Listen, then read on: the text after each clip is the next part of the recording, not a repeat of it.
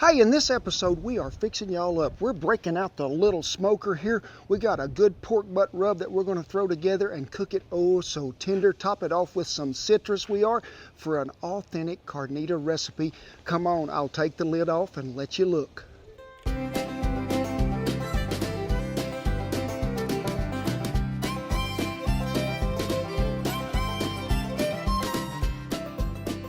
Hey, thank y'all for stopping by the backyard on another great day it is. My name is Kent Rollins, and where you at? We had some cowboy cooking. Some of y'all new viewers, hey, don't worry about it. We don't want to leave y'all out. Be sure and go ahead and hit that subscribe button so you don't miss out on any of these great recipes and anything we use or we talk about that you might not know what it is.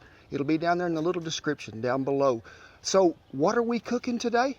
We're going to take guesses from the audience. You, no, it is not possum. You, no, it is not aardvark. I bet they know because it's in the title of the video. Cowboy carnitas, my take on a wonderful old traditional dish. And what does it start with? A pork butt. Yes, it is, or a pork shoulder roast. Now, a lot of folks be doing this recipe and they be putting it in a crock pot. You seen us do an earlier video where we got that little pit barrel smoker. Well, we're going to break it out again today, folks, and we're going to use it. I'm going to talk about that in a minute, but let's talk about this glorious piece of meat that's going to make some carnitas. We got this pork roast, and y'all seen me, we seasoned it up with what I call some really good stuff that makes the flavor just come out and pop through there. Some cumin, some oregano, a little bit of onion salt, black pepper, sea salt, smoked paprika, and what did you see me throw in there? What was it? The zest of an orange peel, about 2 tablespoons. I think that brings out a flavor because traditionally when you do carnitas, it was always with a little lime or lemon or orange based substance that went in there. Well, we start it from the top, not at the last, so we get some of that flavor to incorporate in there. So we seasoned it really well. It's set in the ice box at least 12 hours. I call it ice box. Yes, I do. Some people call it fridge. But we got it seasoned all the way around, good coating everywhere. You need to let it set at least 6, but I prefer 12 hours.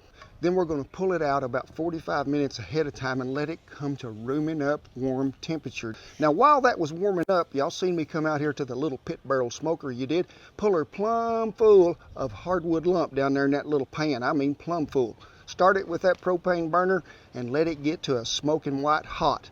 We're going to use these hooks, yes we are, and we're going to hook it and hang it off that rebar. Now, I like to stand them up this way. Make sure that when you get them hooks, you get in here deep enough that you ain't never going to take a chance of this falling out. You can see how close that is to the top? I done it that way so you could see it. Let's go back in here, really good and deep in that pork, and come up here. This way we ain't going to fall out. And he is ready to hang. We're going to let him set right there while I get them hot coals down in that little smoker, and then we're going to go to town. You can see the little vent is closed just like it's supposed to be because we're about maybe 2,000 foot. We don't need no more oxygen, and the wind is blowing today. So let me get us some hickory chips because I want to add a little more flavor to that. I just want to use about 2 handfuls, sprinkle them around in there really good because I want to trap some of that good hickory smoke into this pork butt. See how I've got them hooked different ways? I like that. I learned it from a person at a Kmart store many years ago. This way, when somebody comes by and they try to jerk it off the hanger, it ain't as easy as they thought it was. Remember that trick. We get that lid on there, we'll choke that fire out from that hickory. Now, I just want to get a little of that smoke flavor. You can soak them hickory chips, do you want to? Or big old pieces, chunks of hickory, whatever you got. Use your favorite smoking wood, but you can see that fire has went out and we have went to smoking. Now, this is going to cook about 4 hours because this is about 5.5 to 6 pound pork butt.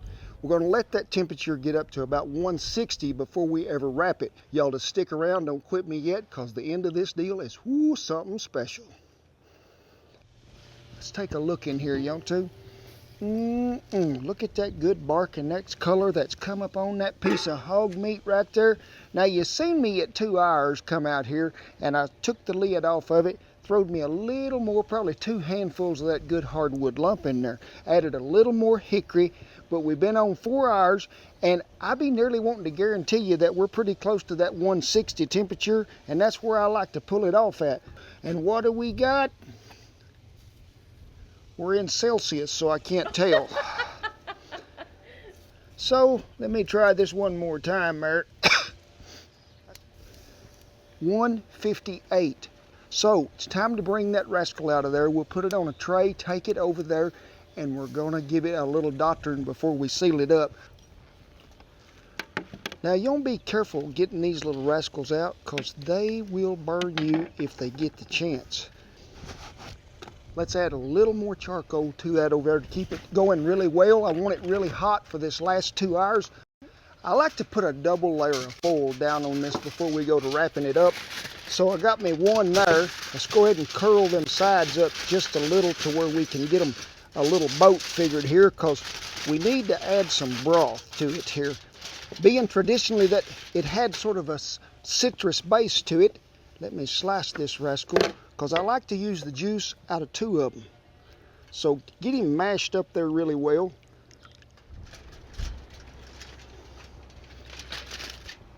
You don't want to lose none of that, so tell you what we're going to do just for safety's sake. Y'all remember that video where we had the plastic wrap in the wind? Well, I'm just going to tell you right now, tinfoil is not my friend in the wind either. But we will overcome any obstacle that Mother Nature might throw at us. I'm liking it better. So where does it go? I like to pour it right down here and just let it run wherever it wants to. Make sure everything is sealed good and tight. I don't want none of the moisture getting out of there. I don't want none of that steam out of there. Now we're going to go 2 hours till we reach a temperature of about 190. Let me get a grate on that pit barrel, because I need to talk to you about it. Well, as you can see, as some of us are working, Duke, the new nearly star of YouTube, is taking a little break in the kiddie pool. Hey, Duke, hey, what are you doing? We're supposed to be working. Well, you can see the beak there is in the shade under the table. He's just waiting on the meat to come off, he is. Well, I want to talk to y'all about this little pit barrel smoker. Now, we did a video not long ago about a brisket with some burnt ends we put back on there, and I really got to liking this thing. I've cooked me some ribs on it. I cooked some burgers on it. It's pretty versatile. The thing I like about it is the most is you ain't got to do too much to it. You just got to put a fire in it, let it go. But the thing that I like about it the most is I can pick it up and move it anywhere I want to, take it with me. Hey, you might want to check these folks out. There'll be a link down there below, and they're offering free shipping right now. So, hey, give them a look. You might want one in your backyard, or hey, you can take it anywhere you go, because what did I say? They are portable. Well, we've been on about 1 hour and 40 minutes. It just depends on the size of your pork butt. But we want to reach that magical temperature of 190. So be careful when you unwrap this deal, because there could be some of that good broth in there we need to save, and that steam. And you can see there is a telltale sign that things is looking right. And look here at quality control, thinking that things is smelling good. It is.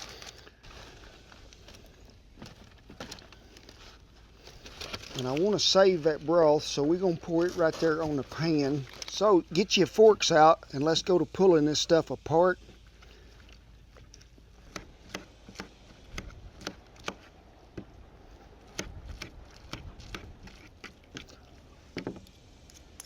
Whew.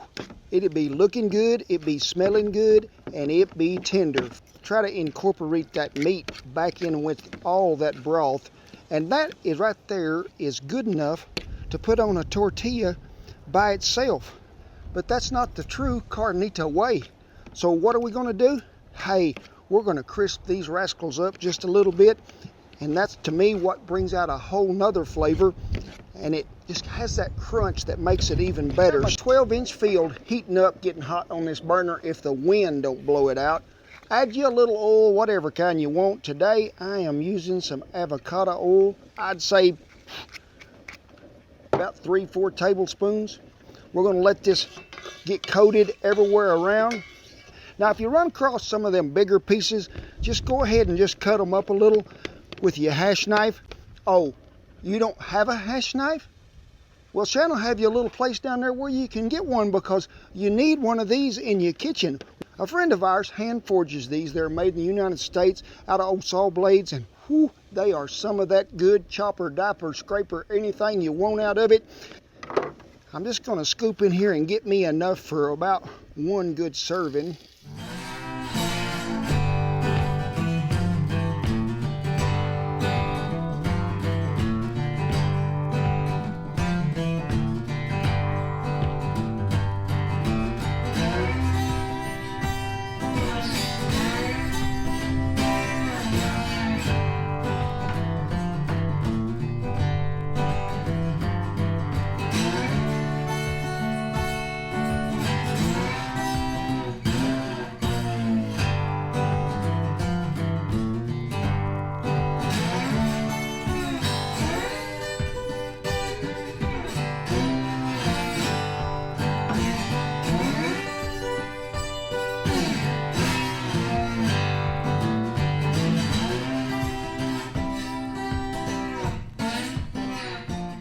seen me do something that I think is really good and has to be done to it, and that is to squeeze half a lime right after you get it to that crispy stage. Turn that juice off, squeeze your lime. Juice off?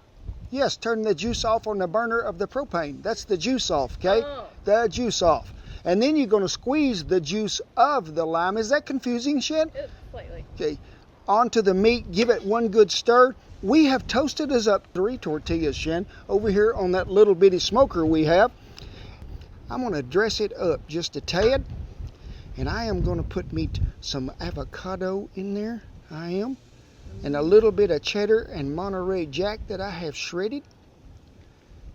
Now you can use flour tortilla, corn tortilla, whatever you want to use, what makes you happy, because this is a happy meal.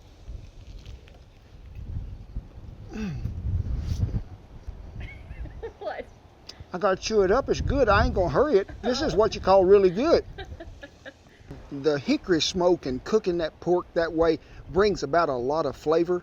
But let me tell you who the star of the show is. That rub we created and the orange and lime juice that went on there. Let me have another bite while y'all watch. It don't want to make me break so much into a dance as it does a song, Shan, a song. Is the song Gone with the Wind? That would be appropriate today, but it's an old Bob Wills tune, Shan. South of the border, down Mexico way. They played with Carnitas. I know they were good. You should watch my channel. I wished you would. But let me tell you, folk, the secret is bringing this back in here and crisping this up. It is the old traditional way. I want to thank y'all for stopping by the backyard on a hot, windy day in southwest Oklahoma. Woo. But I don't care what it's like. We just enjoy so much bringing y'all a video, but we just appreciate y'all taking time to watch, because that's what it's all about. And remember to share, like, and subscribe, because we want to share the food and the videos with everybody in the world. I tip my hat to the servicemen and women and all the veterans who have served this old country to keep that flag flying wherever I'm at, for all the freedoms that we have.